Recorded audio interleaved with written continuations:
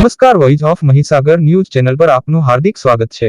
મહીસાગર બાવનગામ માછીસમાજ યાત્રા સંઘ દ્વારા કચ્છ કાઠિયાવાડનો પ્રવાસ કાર્યક્રમ આનંદોત્સવ સાથે થયો પૂર્ણ।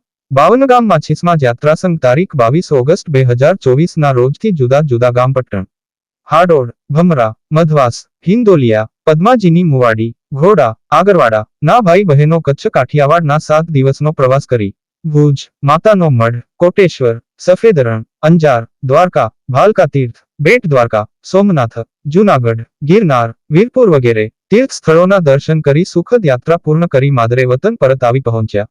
હીરાભાઈ માછી સાથે bureau report, voice of Mahisagar news.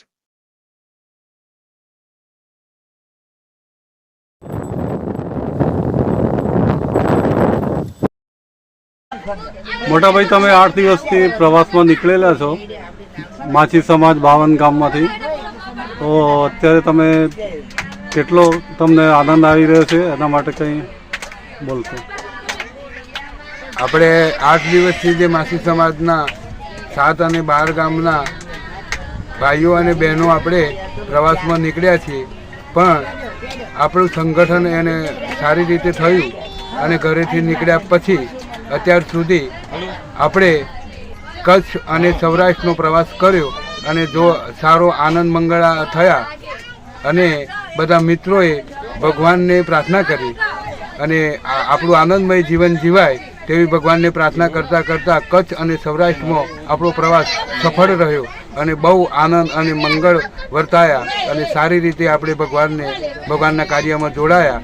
અને આપણે સમાજને હું એક વિનંતી કરું છું કે સમાજ સાથે રહેવું, સમાજના સંગઠનમાં રહેવું અને ભગવાન માટે કાર્ય કરવું અને ભગવાનને પ્રાર્થના કરવી અને સંગઠનમાં સારી રીતે જોડાવું અને એકબીજા ઉપર ક્યારેય દ્વેષ નહીં રાખવો। અને ગામ પટ્ટણથી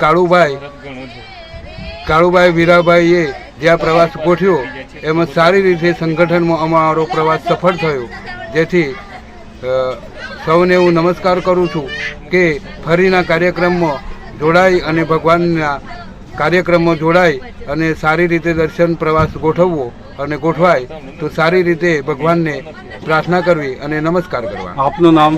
આપનું નામ માછી પૂનાભાઈ રત્નાભાઈ, ઘોડાના મુવાડા। અત્યારે તમે હાલ મહીસાગર કિનારાના બાવનગામમાંથી પ્રવાસે નીકળેલા છો, તો જન્માષ્ટમીનો દિવસ જ તમે દ્વારકા માટે કેમ પસંદ કર્યો?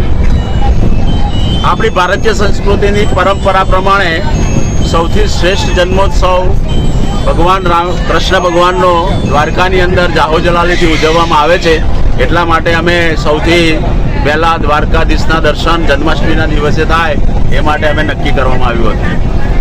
સમાજ માટે સંદેશો પહોંચાડવા માંગો છો? હાજી, સમાજને એટલું અમે કહેવા માગીએ છીએ કે દર વર્ષે માછી સમાજ ધાર્મિકતામાં ખૂબ પ્રવૃત્તિમય થયેલો છે, પણ આવા ધાર્મિક સ્થળોમાં ભજન સત્સંગ અને કીર્તનમાં જોડાય એવી અપેક્ષા સાથે અમે આવા નાના મોટા આયોજનો કરીએ છીએ અને એમાં ભગવાન તરફ જીવાત્માઓ વળે એવી અમારી અપેક્ષા છે। આપનું નામ ને ગામ? માછી કનુભાઈ ધુળાભાઈ, હિયા પટ્ટણ, તાલુકો લુણાવાડા, જિલ્લો મહીસાગર, પ્રાઇમરી। હસમુખભાઈ, તમે મહાકાળી ટ્રાવેલ્સ લઈને કચ્છ સૌરાષ્ટ્રના પ્રવાસમાં નીકળ્યા છો અને બાવનગામ માછી સમાજના ભાઈઓ જોડે તમે 8 દિવસથી છો, માછી સમાજ માટે તમને કેવું લાગ્યું? હવે વડીલ અત્યાર સુધીના ધંધામાં જ્યારે ગ્રુપ મળતું હોય ત્યારે કંઈક ના કંઈક એકબીજાના અંદર મતભેદો ઊભા થતા હોય, ત્યારે આ એક જ ગ્રુપ એવું જોયું મેં માછી સમાજનું, જેની એકતા ખરેખર પ્રશંસનીય છે। આપનું નામ? હસમુખભાઈ જયસ્વાલ, માલપુર, ગોકુળ ટ્રાવેલ્સ।